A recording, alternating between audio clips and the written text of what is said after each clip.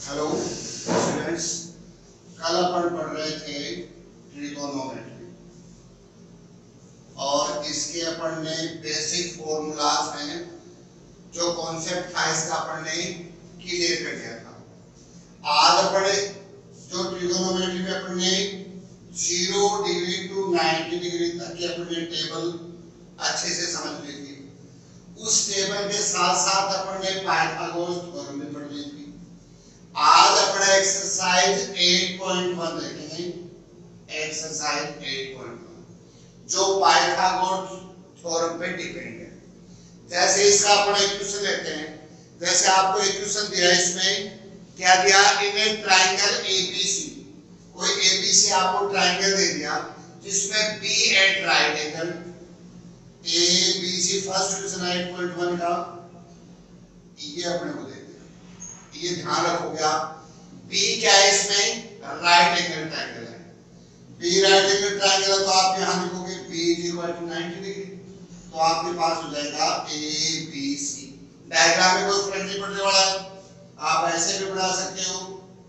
ये आपके ऊपर डिपेंड करता है, ना आंसर पे डिपेंड करेगा। आंसर सही नहीं आना है। अब आपको क्या दिया, इन राइट एंगल ट्रायंगल एबीसी, आपको तो बी राइट एंगल से मतलब है, ये बी हो गया, ये सी हो गया, दोनों ही आपके सही हैं। ये बी राइट एंगल ट्रायंगल होगा तो ये क्या हो गया आपका हाइपोटेनस, ये आपका बेस, और ये क्या आ गया परपेंडिकुलर।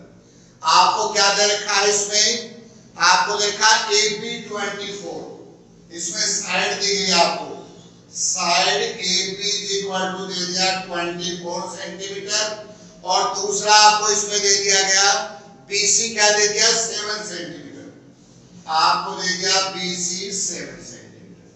अब देखो इस क्वेश्चन को, अपन ने क्या माना, राइट एंगल ट्रायंगल ABC मान लिया। अब आप ये डायग्राम रखो चाहे ये रखो, ये आपके ऊपर डिपेंड करता है। चलो अपन ने डायग्राम कौन सा रख लिया, मान लो फॉर एग्जांपल सेकंड वाला रख लिया।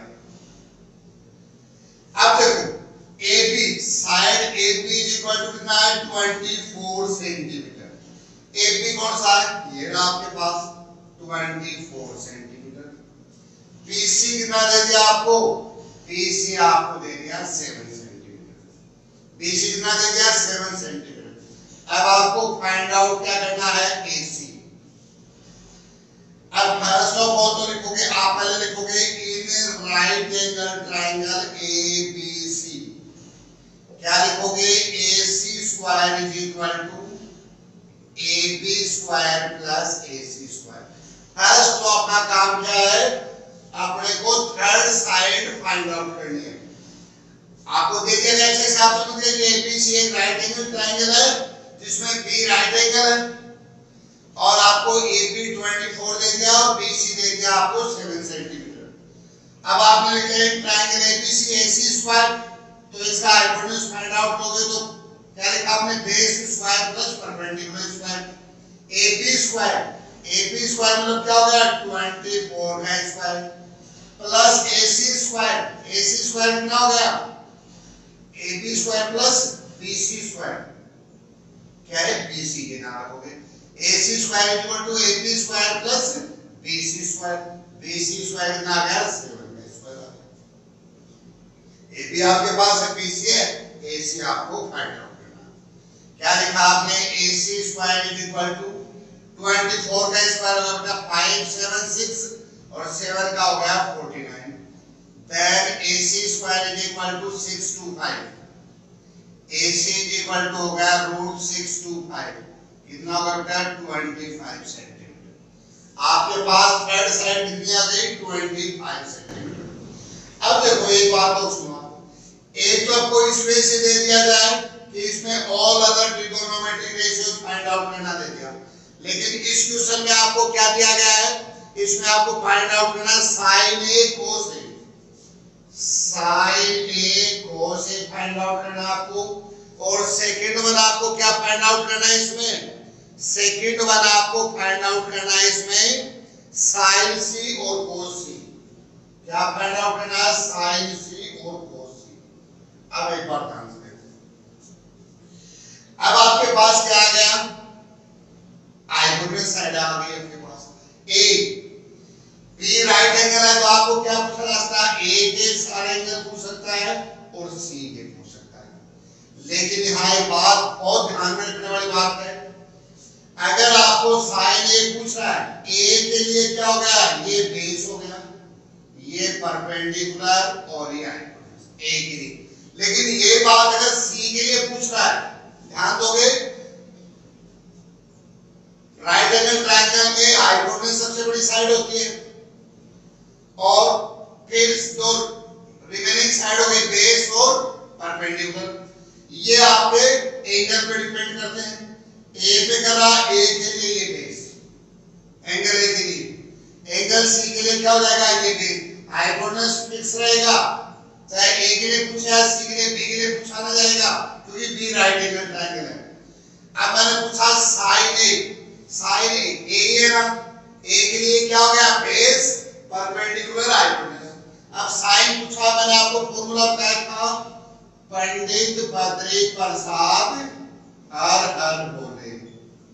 अब देखो साइन क्या बताया, P अपॉन H, ए के लिए P कितना है 7, तो आप इसके लिए लिखोगे 7 अपॉन H कितना है, H आपका आपने निकाला कितना 25, तो 7 अपॉन 25 इनटू cos A, अब cos B अपॉन H और A पूछ रहा है तो P कितना है अपने पास 24, H अपने पास कितना है वही 25। समझ गए आप अच्छे से, sine A into cos A निकालना है, A के लिए ये बेस, ये परपेंडिकुलर और ये हाइपोटेन्यूज है, साइन है P अपॉन H है, P कितना आपके पास 7, H कितना निकाला आपने 25, cos A के लिए पूछ रहा है, A के लिए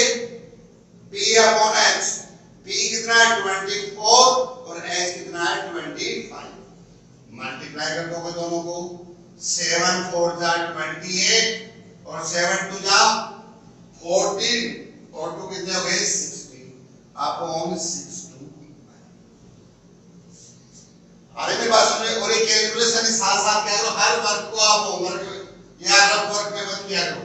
अब मैं चाहता हूँ यहाँ पे क्या है, साइन सी इंटू कोस सी, साइन सी इंटू कोस सी, सी के लिए अब ये हो गई है ना सी, इसका भाई इसको मैं ऐसे कर दूं इस एंगल को, ये क्या हो जाएगा बेस, रिमेनिंग साइड क्या बच गया परपेंडिकुलर, क्योंकि हाइपोटेन्यूज तो फिक्स है, साइन सी फार्मूला वो है sine is equal to P upon H, लेकिन P बदल गया, अब P कितना हो गया 24, H कितना 25 इनटू cos C, cos का फार्मूला तो वही P अपॉन H होगा, लेकिन बदल कौन गया, cos C के लिए P बदल गया, P कितना हो गया 7 अपॉन वही 25, वही अपन 7 4 जा 28, 7 2 जा 14 और 2 16 अपॉन 625। तो इस प्रकार से अपन इसको अलग अलग प्रकार से कर सकते हैं। अब देखो एक इसमें मैंने कल बताया भी था आपको, मैं एक और बताऊं, एक क्वेश्चन और देखो इसी टाइप का, ठीक है, अपन ने जो टेबल बनाई उस पे क्वेश्चन देखेंगे। एक क्वेश्चन जो लिखा है देखो 15 cot A is equal to 8, जो क्वेश्चन नंबर आपके कौन सा है 4th का है, 15 cot A is equal to 8, then find, अपन सारे फाइंड आउट कर लेते हैं ट्रिगोनोमेट्रिक रेशियोज।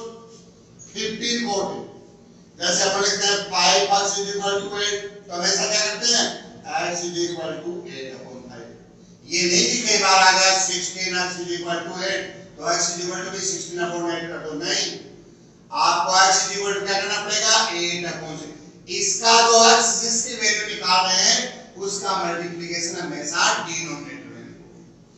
अब देखो इसको क्या लिखोगे आप, cot A is equal to 8 upon 15, cot A is equal to क्या लिखोगे 8 अपॉन 15, तो आप पहले लिख दोगे लैंग्वेज में we know that cot A is equal to क्या होता है sin cos tan, फिर cot sec cosec, upon P, आप लिखोगे बेस अपॉन परपेंडिकुलर। इसका मतलब 8 क्या हो गया बी और 15 क्या हो गया पी। सो क्या लिखोगे H square is equal to B square plus P square. B square means 8 का स्क्वायर, पी स्क्वायर 15 स्क्वायर। 8 का स्क्वायर प्लस 64, 15 का स्क्वायर 225। देन ऐड कर दो इनको, h स्क्वायर कितना आ जाएगा आपके पास 9289। Then h is equal to √289, तो आपके पास आ जाएगा 17 सेंटीमीटर। थर्ड साइड कितनी आ गई 17 सेंटीमीटर। इसको आप अलग अलग एंगल से बना के लिख सकते थे और वैसे भी लिख दो, तो भी कोई दिक्कत नहीं है। अपन क्या लेंगे इसमें, h आपका कितना आ गया 17 आ गया, बेस 8 दे रखा था, ये कितना आ गया 50। ऐसे भी कर लो ऐसे कर दो तो भी कोई दिक्कत नहीं है। अब इसमें all other trigonometric ratios find out करने। साइन ए, साइन की वैल्यू कितना है 8 p upon h 15 upon 17। cos b upon h, b कितना बेटा 8 upon 17। tan p upon b 15 upon 8, code आपको दे रखा है। फिर आपको क्या sec h upon b, h 17 b 8 17 upon 8। ये किसके लिए हुए वैल्यूज, पहले के क्वेश्चन से कंपेयर कर सकते हो। ये सारी वैल्यूज है a एंगल के लिए, किसके लिए है a के लिए।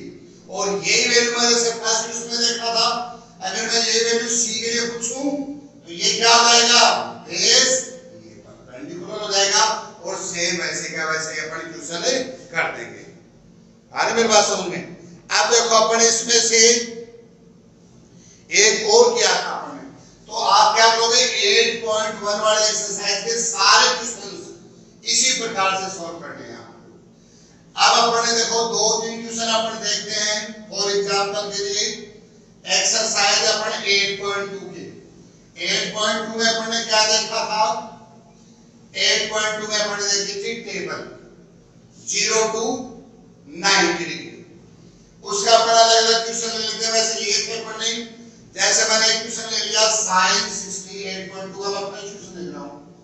जैसे मैंने लिख दिया sin 60 into cos 30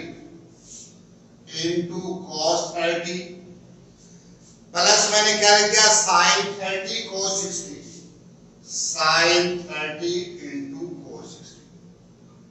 टेबल आपके अच्छे से लर्न की भी है और लर्न करने का एक तरीका भी हो, जैसे आपको मान लो साइन की वैल्यू चाहिए, साइन तो आपने लर्न कर रखी है कि साइन की वैल्यू क्या आती है 0 और 1 के बीच आती है। तो आपने रख रखा 0 1 upon 2 1 upon √2 √3 upon 2 और 1। अब अगर ये वैल्यू आता है तो आप बाकी कर सकते हो। cos का cos 30 पूछे तो आप देख लो cos 30 पूछ रहा है तो कौन सी आ गई 0 30 45 60 और 90। 90 किसका ऑपोजिट 0 का, 30 किसका 60 का और 45 सेम हो गया।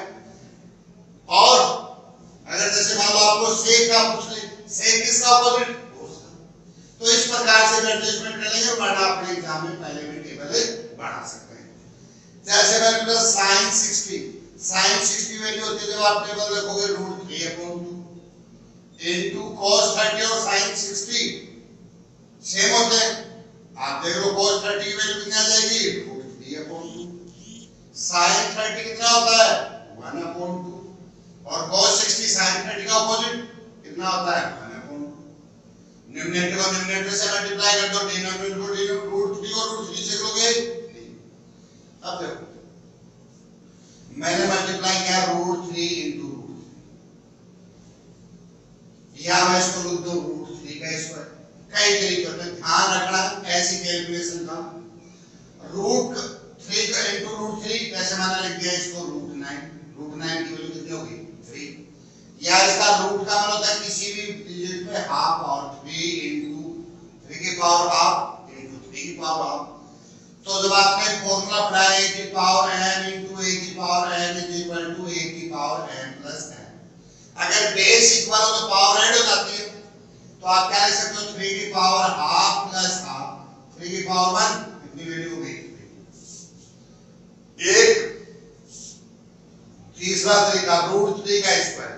अगर किसी डिजिट में रूट भी है और क्या है, रूट भी है और क्या है, स्क्वायर भी है, तो बोथ आर कैंसिल, उनमें से दोनों को क्या कर दोगे आप, कैंसिल, तो क्या आ जाएगा आपके पास 3 आ जाएगा। तो कहने का मतलब किसी डिजिट पे अपने पास स्क्वायर और रूट अगर दोनों हैं तो अपन क्या करेंगे, स्क्वायर और रूट दोनों हैं तो रूट से रूट और स्क्वायर से स्क्वायर, ये दोनों आपस में कैंसिल हो गए, 3 आ गया। समझ गए, रूट 3 को रूट 3 से करोगे 3, 2 2 जा 4 प्लस 1 1 जा 1 और 2 2 जा 4। आपको सिंपल सा पता है, बड़ी कैलकुलेशन करने की जरूरत नहीं, इसका एलसीएम लोगे वो करोगे, डिनोमिनेटर सेम है तो न्यूमरेटर को क्या कर दो, ऐड कर दो, 3 1 4 4 1 जा 4, तो इसका आंसर कितना आ जाएगा आपका 1 आ जाएगा। एक और क्वेश्चन और देखो, देखो इसका नेक्स्ट क्वेश्चन क्या कह रहा है, जैसे मैंने आपको लिख दिया 2 10 स्क्वायर 45, इसी का सेकंड क्वेश्चन देखो 2 10 square 45 degree plus cos square 30 degree plus अपना अगला ले इसमें sine square 60 degree minus into minus sine square 60, एक ही तरीका है, बस आपको वैल्यूज पुटअप करनी है। वैल्यू पुटअप करोगे 2 into 10 45 का होता है 1, sin 45 1/√2 और cos 45 1/√2, 1/√2 को 1/√2 से डिवाइड करोगे 1 प्लस cos 30 अभी हमने लिखा √3/2 का स्क्वायर और sin 60 √3/2 का होल स्क्वायर। अब इसको देखो करोगे आप 2 1 का स्क्वायर 1 प्लस मैंने अभी आपको क्या √3 का स्क्वायर कितना आ जाएगा 3/4 माइनस 3/4, इनको चाहो तो आप यही कैंसिल हो गए और 2 1 जा कितने आ गए 2। इस प्रकार से अपन इसको सॉल्व कर लेंगे। एक क्वेश्चन है जो कई बार आता है, बहुत अच्छा क्वेश्चन है, देखो आपको क्वेश्चन नंबर 3 कई बार एग्जाम में आता है, बहुत अच्छा क्वेश्चन है इसका। देखो cos 45 degree, cos 45 degree upon sec 30 degree plus cosec 30 degree, cosec 30 degree. अब देखो इसको सॉल्व करेंगे, cos 45 डिग्री, cos 45 मतलब sin 45, दोनों सेम होते हैं 1/2, sec 30, sec 30 का मतलब cos 30। अपने टेबल में क्या किया था, sec की वैल्यू कैसे निकाली थी, cos के न्यूमरेटर को डिनोमिनेटर बना दिया, डिनोमिनेटर को न्यूमरेटर बना दिया, तो sec 30 का मतलब cos 30 और cos 30 का मतलब sin 60 का अपोजिट है, तो इसकी sin 60 कितना √3/2, तो ये आ गया 2/√3, cosec 30 sin 30, इसकी वैल्यू आ गई 2। आप देखोगे तो आप अच्छे से और समझ जाओगे। इसको सॉल्व करूं मैं 1/√2, इसका अपना एलसीएम लेंगे तो √3 और 1 का एलसीएम आएगा √3, √3 को 1 से √3 से डिवाइड करोगे 1 और 1 को 2 से मल्टीप्लाई करोगे 2 प्लस √3 को 1 से डिवाइड करोगे √3 और √3 को 2 से मल्टीप्लाई करोगे 2√3। अच्छे से समझ लो, कोई दिक्कत वाली बात नहीं, अपने पास है cos 45 की वैल्यू 1/√2, sec 30 2/√3, cosec 30 2/1, ये आप टेबल से अच्छे से कर सकते हो। अभी मैंने आपको ये बताने के लिए sec 30 होता है cos 30 का अपोजिट होता है, cos 30 किसका होता है sin 60 का, तो मैंने ये वैल्यू रख दी, cosec 30 sin 30 का अपोजिट होता है 1/2 का 2/1। इसका अपन ने एलसीएम ले लिया, इस नीचे वाले डिजिट का √3 और 1 का एलसीएम √3 है, एलसीएम को डिनोमिनेटर से डिवाइड करते हैं, जितनी बार डिवाइड होता है उसको न्यूमरेटर से मल्टीप्लाई कर देते हैं। √3 को √3 से डिवाइड किया 1 और 1 को 2 से मल्टीप्लाई किया 2। √3 को 1 से डिवाइड किया √3 और √3 को 2 से मल्टीप्लाई किया 2√3। अब 1/√2 को इससे डिवाइड करना, तो देखो मैं यहां लिख रहा हूं 1/√2, फिर ये मल्टीप्लाई में चला जाएगा √3 और नीचे क्या जाएगा 2 + 2√3। आगे बात सुन रहे, ये न्यूमरेटर का डिनोमिनेटर, डिनोमिनेटर का न्यूमरेटर बन गया। √3 अपॉन मल्टीप्लाई करो 2√2 प्लस क्या लिख दूं 2√6। √3 को 1 से मल्टीप्लाई कर दिया √3, 2 को √2 से किया 2√2 और √2 को 2√3 से मल्टीप्लाई किया तो 2√6 आ गया। ये बात समझ गए ना आपकी दरवाई? तो अरे 1/√2 को डिवाइड कर दो 2 + 2√3/√3 से। आपने छोटी क्लासों में पढ़ा मल्टीप्लाई किसमें बदल गया, डिवाइड किसमें बदल गया, मल्टीप्लाई में। न्यूमरेटर को डिनोमिनेटर बना दो, डिनोमिनेटर को न्यूमरेटर। यही मैंने यहां पे किया है। अब कहां चले, ये फिगर है अपने पास, इसको क्या कर दूं मैं, रेशनलाइज कर दूं। रेशनलाइज में अपन क्या करते हैं, डिनोमिनेटर के ऑपोजिट साइन से मल्टीप्लाई और डिवाइड कर देते हैं, और किसी डिजिट को सेम डिजिट से मल्टीप्लाई और डिवाइड कर दिया जाए तो वैल्यू क्या होती है, अनइफेक्टिव रहती है। 2√2 - 2√6, 2√2 - 2√6, सेम से मल्टीप्लाई सेम से डिवाइड। डिनोमिनेटर का ऑपोजिट यहां प्लस का तो माइनस से कर दिया। ऊपर वाला क्या है बेटा 2√6 मल्टीप्लाई करते रहो 2√18। यहां पे क्या आइडेंटिटी बन गई a + b a - b। यहां से कर दो a + b a - b, ये आ गया बेटा a² - b²। तो a² 2√2 का स्क्वायर, b² 2√6 का स्क्वायर। कितना है बेटा 2√6 - 2√18। अब इसका अलग अलग स्क्वायर करो, 2 का स्क्वायर 4, √2 का स्क्वायर 2, 4 * 2 = 8, -2 का स्क्वायर बेटा 4, √6 का स्क्वायर 6, 6 × 4 = 24। क्या है आपके पास, यहां मैं 2 कॉमन ले लूं, अरे यहां 2√6 - 2√18 है और यहां कितना बचा -16। तो यहां ऊपर क्या कॉमन ले लें, माइनस का ले लूं मैं यहां से।